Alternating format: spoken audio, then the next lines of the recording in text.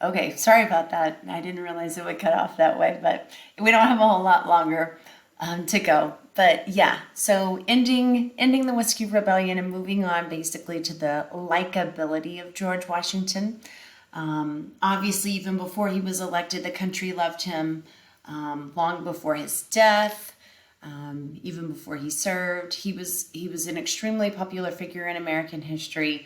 I think him becoming president made him even more beloved by most of the people in the country. Remember, he wasn't perfect, and not everybody agreed with everything he did, and even the founding fathers group that he was a part of, he still had people who he considered to be friends who would disagree with him from time to time on how he handled things, as is with all of our friends. We don't agree 100% of the time. But a lot of times, as commander in chief, he was escorted to the battlefields by parades of cheering supporters and just fans everywhere that he went. People would want to see him. A true, like I said, original American celebrity.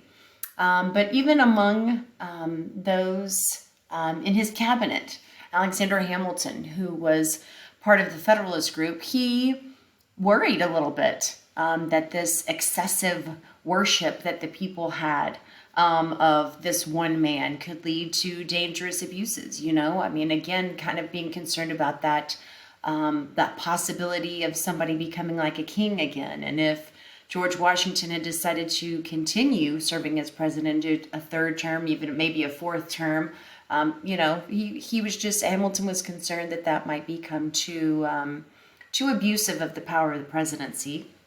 Thomas Jefferson, also a friend of his, Democratic Republican, even often criticized him for his slow thinking and his public speaking. And even Washington would have said that he wasn't necessarily the best public speaker. It wasn't his strength.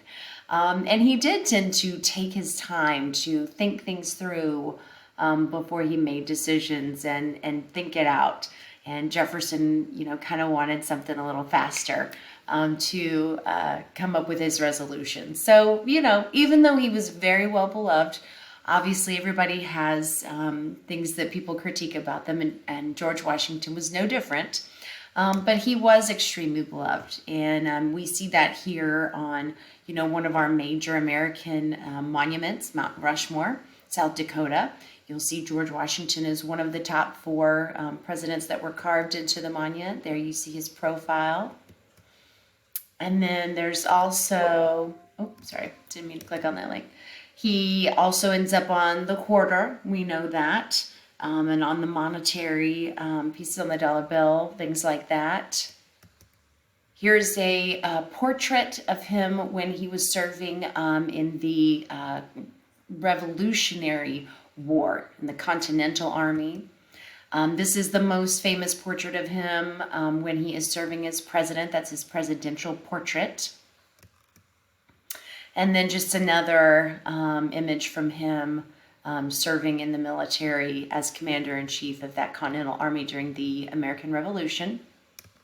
But a very famous figure, very tall.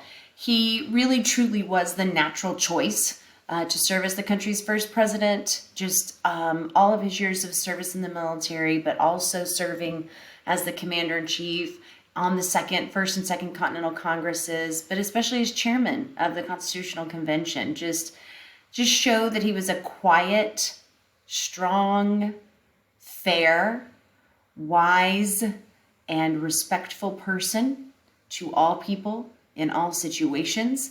And really, he stood head and shoulders physically above everybody else. So, he kind of just was this embodiment of this larger than life, wonderful kind of American hero person. And so he really truly was the natural choice to be the first president. Some other interesting elements about George Washington on the personal life side: he married a woman who was a widow. Her first husband had passed away, Martha Dandridge Custis. They married in 1959. They never had any children together, but George did adopt Martha's children, John and Martha, from that first marriage. He raised them from the time that they were very little, and he always considered them to be his own children, never treated them any differently. He was frequently what we would refer to as land rich, but cash poor. So he had a lot of assets. All of his money was tied up in the land that he owned, and of course putting that money back into farming constantly so he could produce harvests every year. But he was cash poor. He didn't have a lot of cash on hand. As a matter of fact, he had to borrow money in order to get to his first presidential inauguration. That's how cash poor he was. But he was known for, when he did have money from time to time, giving it in secret to those who were in need anonymously, didn't want to be repaid. He didn't even want them most of the time to even know where it came from. This kind of frustrated Martha from time to time. She got a little angry about that. But he was very generous of heart and wanted to take care of others when he had the means to do so.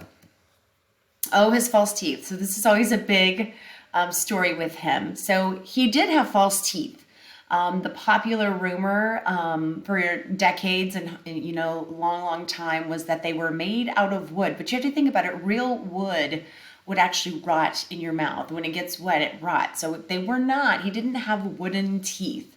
According to the Mount Vernon official website, which is where Washington's presidential library is, where his homestead is, which you can still go and visit today, his dentures, which you can kind of see it in kind of an image of here, were extremely even more uncomfortable than wood would have been because they were made of cow's teeth, human teeth, elephant ivory. They were set in a lead base with springs that allowed him to open and close his mouth, kind of these little joints right here where we have kind of that natural hinge in our mouth. So you have to think about how heavy that would have been in his mouth and how painful it probably was to constantly keep that in there and going all day. And he really didn't. He really would frequently take them out. If he was just hanging out around his home, or if he, was working out in the fields and wasn't expecting anybody, he wouldn't even wear his false teeth. He would just kind of have his random few that he would have in there because they were so heavy and so painful at times. Anytime he had to sit for a portrait, the painters would have to ask him to kind of bite on a piece of wood within his mouth and keep his lips closed, because then that would give his jaw that shape that we naturally have with our teeth in. And so I think that's probably where that wooden teeth rumor came from, the fact that he would kind of have to bite down on that wood bit while he was sitting for his portraits. So no wooden teeth, but really false teeth that were pretty uncomfortable, I would imagine, and heavy.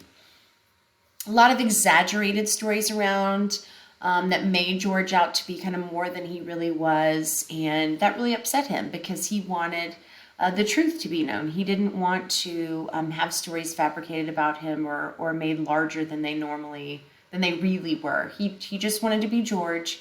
Remember, he was just that Virginia farmer.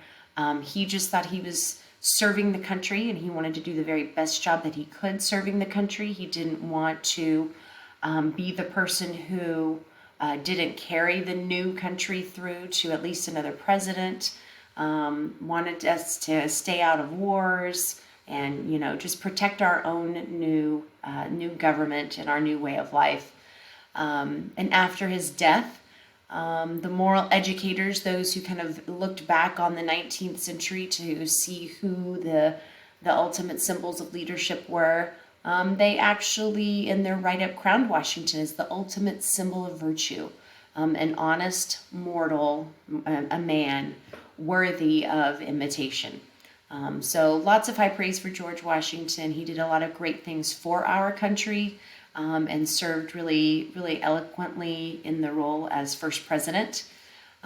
If you have questions or things to talk about from these notes, be sure that you email me or send me a message. I know there's lots of other stories about George Washington. I'm happy to answer any of those questions that you might have about him. But at this point, your second page of notes should be done. You need to glue those into page 112, and you will move on to the money cycle notes if they are available. Just depends on when you finish these notes up. So make sure that you get everything updated in your ISN. Be sure you're studying the map, the upcoming map, and working on extra credit if you want to balance out that Constitution test grade. Okay? Take care of yourself.